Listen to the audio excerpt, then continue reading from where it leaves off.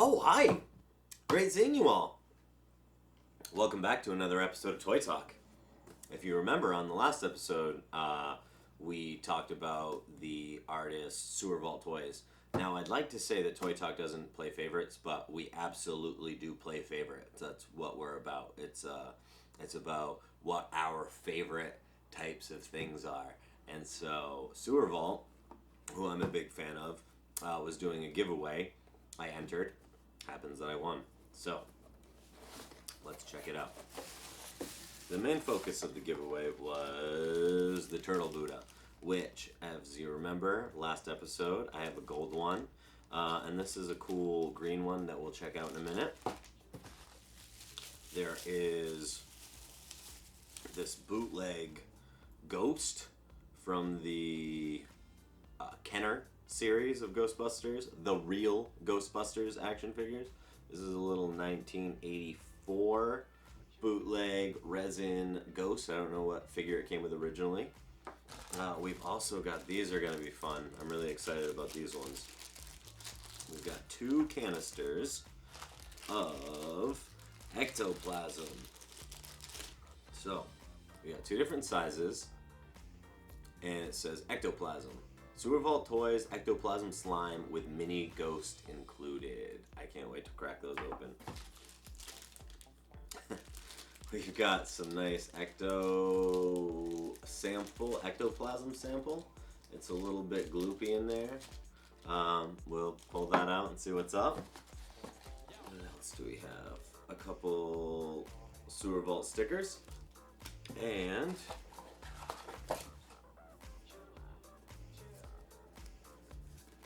who are you gonna call? I collect spores, molds, and funguses. Spunk. Let's check out these Bad Jacksons, shall we? Let's start with the little one. Let's pop the top off. Did you hear that? It's a nice sound. Ooh, nice pink, slimy gloop with a little ghost inside. What do we have? Oh! Cute! It's a little Slimer, guys. It's a little pink Slimer. Check him out. He's cute. Slime's fun. I don't know if y'all remember playing with slime as kids. It's kind of cold and wet and fun. That's why I busted out this little piece of plastic to kind of keep the slime from getting all over everything. All right. Some more slime. We got some purple slime. Oh, all these colors. Well played, Sewer Vault. What do we got here? And, oh, what kind of little ghost is in here? Oh, I had a feeling it might be our little friend, Gozer, in the form. Look at the slime. Gozer in the form of the Stay Puft Marshmallow Man. So, yeah, cool. This is fun, huh? I haven't played with slime in a long time. It was real sticky. The last time I guess I kind of played with a slime substance, I was working on a music video that ended up not coming to fruition, and we were making big batches of green slime. Alright, this one's a mess. Let's check it out. Some green ectoplasm. Nice sample. Oof. Yeah, this is a mess. Alright. That's cool though. That's why I got this little sheet of plastic down, because I kind of anticipated the mess. You remember playing with slime, Lobster? Oh, hell yeah. You remember Gak? Yes. Okay, so boys and girls out in internet land, out in the, oh, this one's like really runny. So Gak was fun because it came in a weird splat shaped container, and you could shove your fingers in it like, and it'd make all these funny noises. So cool. We've got some ectoplasm, some cool green ectoplasm. We've got the purple ectoplasm. And we've got the pink ectoplasm. And this has been really fun. Thank you, Sewer Vault Toys.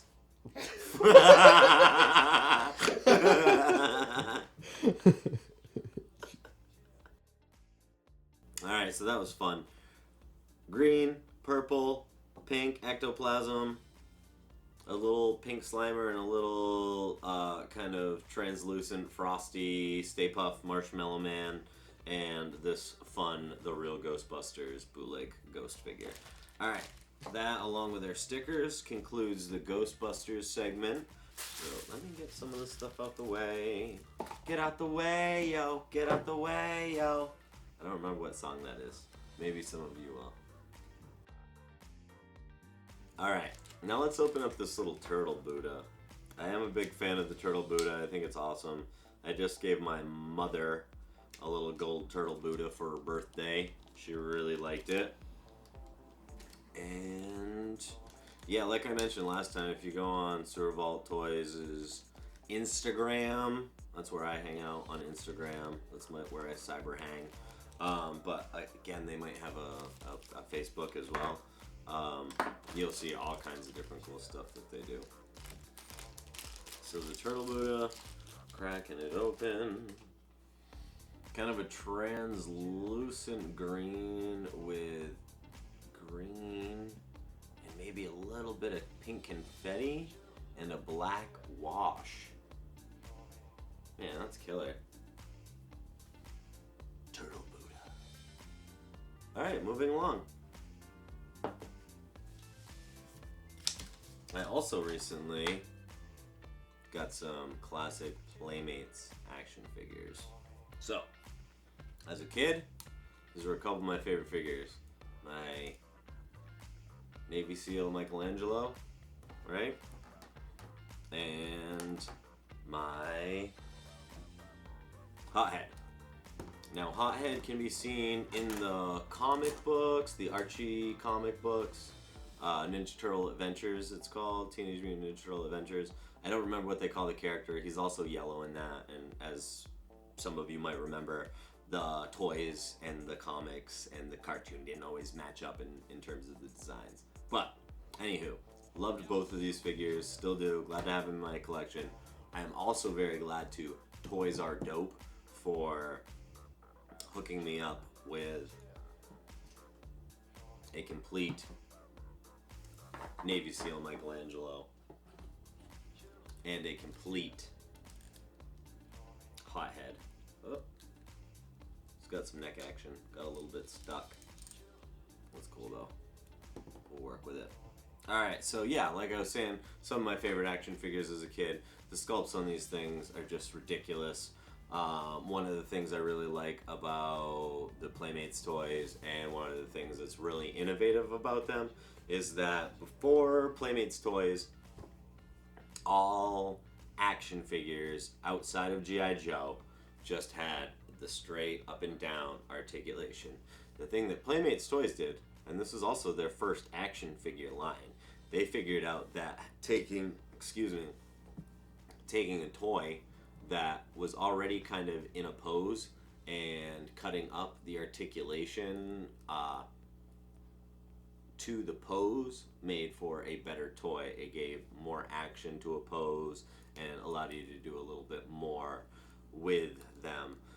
If you remember correctly, in the first episode of Toy Talk, I show off a Miyamoto Usagi action figure, and I pop off an old beat up toy's hand to put on a newer one. Sort of the same deal going on with my old beat up figure. He lost his hand at some point, so I took a Michelangelo that had kind of a Hawaiian theme and a guitar in his back that squirted, and I popped his hand off to replace my Michelangelos, but now it's a non-issue. The sculpt on Hothead is awesome. They're confined to 3 inches in the packaging, so they kind of got around it by creating this extendable neck so that when you took him out of the package, it gave him the bigger look. The one thing I will say about this figure, as you can see with the complete version, is his hands. Like, he really could have stood to have a cut here with a little bit of articulation, as well as on this elbow, and just give him a little bit of that wrist action. That would have made for a lot better figure. Kind of doesn't really allow for a lot of playability in terms of the movement. The gummy rubber also, I remember this as a kid, never really stays straight and can be a bit of a bummer, but I mean, that's just the way of it. So thank you, Toys Are Dope, for giving me such a cool hookup. Really glad to have the complete figures to go along with my old beat up figures. A lot of love on both sides. So thank you, Toys Are Dope. Alright. Ninja Turtles. I do love the Ninja Turtles, don't I? Thank you, Tamara, for sending me this really cool little candy tin. It features the 2012 animated Ninja Turtles on this really cool tin with like a little baggie of pizza slices. I'm not going to eat the candy because, you know, it's probably not very good. I also like the fact that it weights the tin. So, thank you, Tamara. Another cool acquisition of recent times. Now, we talked a little bit of history about the Teenage Mutant Ninja Turtles and the action figures. So now I'm going to talk about the history of the Ninja Turtles. I recently got a nice pile of comics from Mirage Publishing. Mirage is the publishing company that produced the Ninja Turtles for many, many years. The founders and co-creators of the Ninja Turtles, Kevin Eastman and Peter Laird, started Mirage Studios in their living room as a couple of friends, just making comics for fun. They got the name Mirage Publishing from the fact that it was just a couple guys making comic books in their living room. And it was a bit of a Mirage studio. So after the first comic came out, it was just going to be a one-shot, and they ended up getting a lot of acclaim and requests for a second issue, and the rest is kind of history. So I picked up some comics, like I said, got the Michelangelo reprint Christmas special. It was his solo issue. Pretty cool. I got these four Turtle Soup anthology books featuring various stories that are, continued in each one.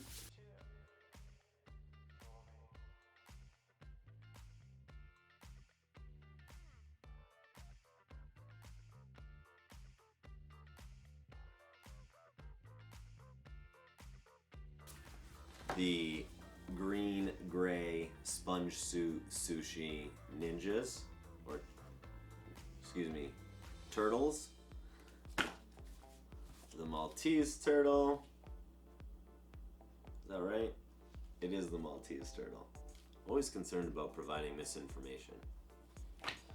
And another black and white anthology book, Plastron Cafe.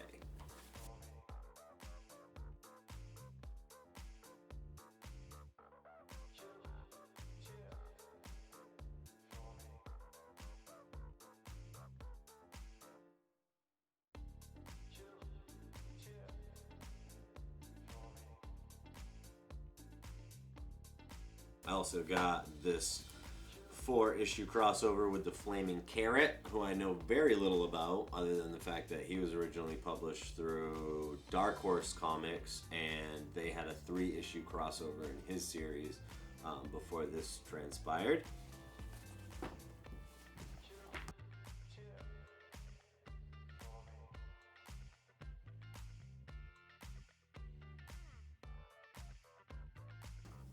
the collected Gizmo from Mike Dooney, Ninja Turtle veteran, and another black and white, as well as the crossover between Gizmo and the Fugitoid.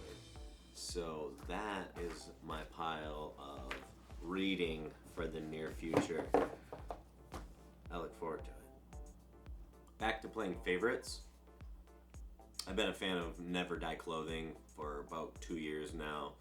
I actually rock one of their shirts in the second episode of Toy Talk, and because I just got this pile of new stuff all at the same time, it seemed like a good point to talk about Never Die. And, we're called Toy Talk, but really it's nostalgia and everything kind of maybe rooted here, and then everything that branches off. So this recent package that I got from Never Die clothing features this totally awesome sticker and a couple of very radical buttons. Now the shirt is also very cool. The shirt is Donatello and the turtleneck versus the Green Ranger and the Dragon Zord.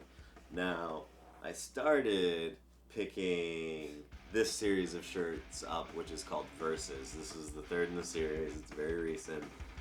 The previous shirts that came out were the second one, Ripster versus Raphael, of course the Street Shark, for any of you who might not be familiar. And this is what started it all for me, is Michelangelo versus Toxie. Now, even though it looks like Toxie's getting his butt whooped, I like to think that it's really just a miscommunication. For any of you guys who have read a superhero crossover, superheroes never get off on the right foot. I'd like to think that they quickly clear things up and maybe go get some radioactive pizza or something. Hothead, like I said, was one of my favorite action figures as a kid. So when I had the opportunity to buy this shirt, I really couldn't resist. Such a cool design. Love it.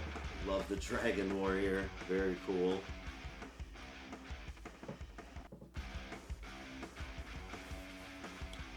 Metalhead with the Donnie style.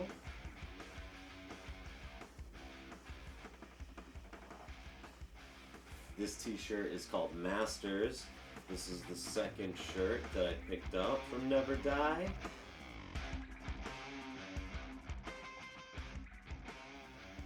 And, as you might remember from episode 2, the first shirt I ever bought from him. Love the colors and love the Goon Squad. So, thank you Never Die Clothing for your continued, designs. I really look forward to your new pizza face design, pretty tubular. So, I'm not necessarily a big Power Rangers fan, despite the t-shirt. What I am a big fan of is Tommy Oliver, the Green Ranger. So because we have a bit of a reputation of being card pack openers, happen to have this card pack kicking around. And if you give us just a moment, we're going to open it up. Alright, so we got this Saban's Mighty Morphin Power Rangers, the new season, trading cards, 8 cards per pack, power foil card in each pack, character subset. Let's check it out. I grew up on Power Rangers to some degree. Didn't really watch it to the same degree as like Ninja Turtles. And still do enjoy it, but I'm not a hardcore fan. I do enjoy it, not a hardcore fan. But it's a lot of fun. I love the old school Japanese footage cut with the American footage. The Japanese footage is so grainy. It just looks super awesome. I love that. It reminds me of like an old horror movie. So look what we got here. We got Goldar and Tommy, the Blue Ranger. Oh, no, the 2 cards stuck together. Taunted. I think Tommy has a TikTok. Yeah, he totally We'll have does. to tag him. Tommy Oliver, James and David Frank, check it out. The Blue Ranger. What do we got here? Praying Mantis. Oh wow, that's a funky looking creature. Power Smash. Wow, Power Smash. That's amazing. Oh. What is this one called? Zordon. Who knew? I had no idea it was going to be called Zordon. Oh, I wonder if this one's going to be called Lord Zed. Master of Evil. Not foiled, but not power foiled. What do we got here? Ooh. We got Map Check. Blue and pink. What else? Rocky, the new Red Ranger. Alright, cool. What a cool card. Very 90s. And Energized is our cool power foil card.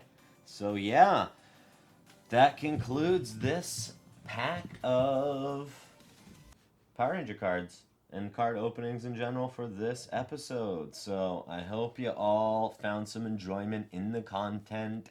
As always, if there's any misinformation that got spewed, please feel free to correct us on it. Feel free to tell your friends about these couple guys, Uncle Urchin and Lobster Nuts, who just kind of like to go over nostalgia stuff. Well, boys and girls, thanks for joining us for another Toy Talk. And what's that thing that all those YouTube people say? Like, subscribe, share, comment, stuff like that. All right, see you next time. Bye. Bye.